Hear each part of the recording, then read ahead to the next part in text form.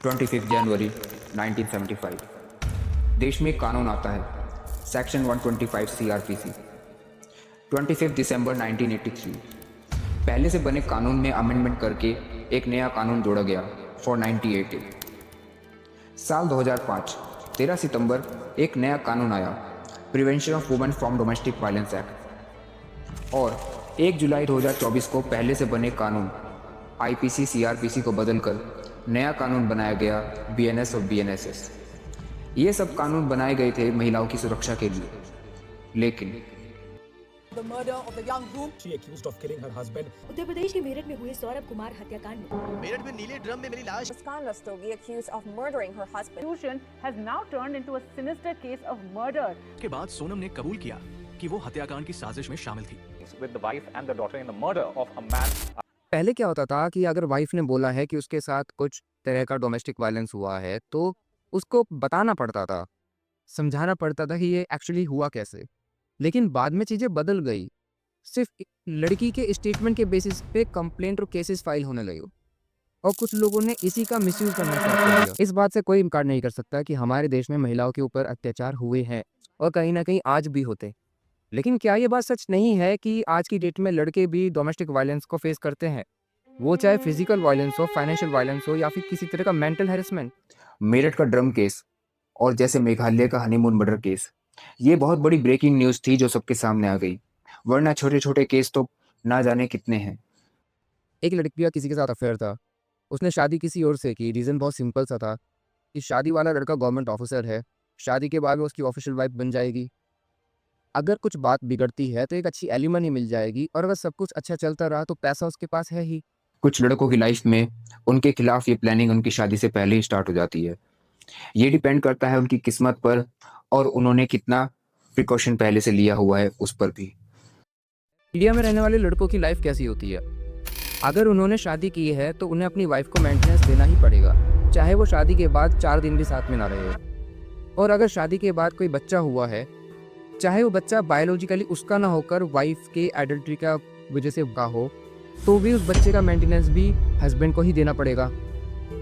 अगर रिश्ते में कोई डिस्प्यूट होता है और वाइफ ये कहती है कि मेरे साथ डोमेस्टिक वायलेंस होता है, तो आपने या आपकी फैमिली में से किसी ने हाथ भी नहीं लगाया हो, तब भी मोस्ट ऑफ द केसेस में कंप्लेंट और केसेस के अंदर हस्बैंड की फैमिली के सभी मेंबर्स का नाम लिखा जाता है, यहाँ तक कि बूढ़े माँ बाप भी और नंद और जीजा भी, वे लोग जो साल में आते भी कभी कभी हैं। और मुझ पर हाथ उठाया ये कहने के लिए वाइफ को किसी भी तरह के मेडिकल की ज़रूरत नहीं होती है।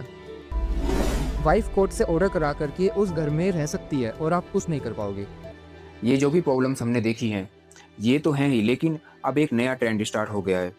शादी के बाद भी लड़की अपने बॉयफ्रेंड को छोड़ने के लिए तैयार नहीं है, और जिन्होंने अपने बॉयफ्रेंड से ही शादी की है पता नहीं उनको बाद में कोई और कैसे पसंद आ जाता है। लड़कों की सबसे बड़ी गलती ये है कि वो शादी जैसा एक बड़ा डिसीजन ले लेते हैं बट अपने और अपनी फैमिली की सेफ्टी के लिए कोई भी प्रिकॉशंस लेकर के नहीं चलते कि अगर शादी के बाद कुछ प्रॉब्लम होती है तो उनको क्या क्या स्टेप्स पहले ही लेकर के चलने हैं। अगर किसी की शादी हो चुकी है तब भी बहुत पॉसिबिलिटीज़ होती हैं कि अगर सही टाइम रहते वो कुछ डिसीजन ले लें अपने और अपनी फैमिली की सेफ्टी के लिए, कि कोई भी फेक केसेस फेक एलिगेशंस उन पर ना लग पाए, और अगर लग जाते हैं तो वो अपनी और अपनी फैमिली की सेफ्टी कर पाए। ये जो स्टेप्स होते हैं ये लड़के सोच करके नहीं चलते। कहा जाता है कानून सबके लिए बराबर है, मुझे नहीं पता इस बात में कितनी सच्चाई है आप लोगों के लिए, लेकिन जिस कानून का मिसयूज करके आप लोगों के अगेंस्ट कॉन्स्पिरेसी की जा रही है, एक षड्यंत्र रचा जा रहा है, क्यों ना आप उसी कानून को एक बार पढ़ो, समझो कि वो कानून एक्चुअली क्या कहता है, वो किस तरह से इम्प्लीमेंट होता है। एक बात कही जाती है कि prevention is better than cure. ये सिर्फ हेल्थ और मेडिकल के लिए नहीं है, ये आपकी लाइफ के लिए भी है।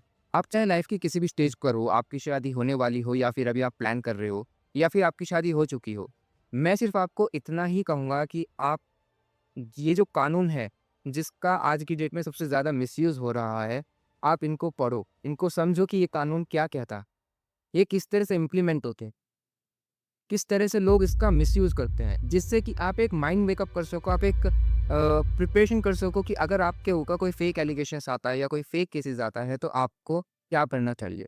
आपकी लाइफ में जो भी चल रहा है उससे रिलेटेड आप लॉज और लीगल रेमेडीज को समझो, सीखो, यही आपको लाइफ में हेल्प करेगा, नहीं तो बहुत देर हो सकती है। अतुल सुभाष का केस रिसेंटली बहुत न्यूज़ में आया और शायद एक डेस्टिनी है कि लोगों ने अतुल सुभाष के बारे में बात की, न्यूज़ चैनल्स ने उस चीज़ को कवर किया, बहुत सब लोगों के संज्ञान में ये जो केस था अतुल सुभाष का ये आया। लेकिन ट्रस्ट मी ऐसे ना जाने कितने केसेस है छोटे-छोटे जो कभी एक गली मोहल्ले से बाहर आते भी नहीं है। आपको लीगल नॉलेज लेने के लिए और लॉ को समझने के लिए वाइस डेस्क के व्हाट्सएप नंबर 9975 पर मैसेज करना होगा। आपको व्हाट्सएप चैट में एक फॉर्म का लिंक मिलेगा जिसको फिल करते हुए आप अपनी क्वेरीज को पूछ सकते हो।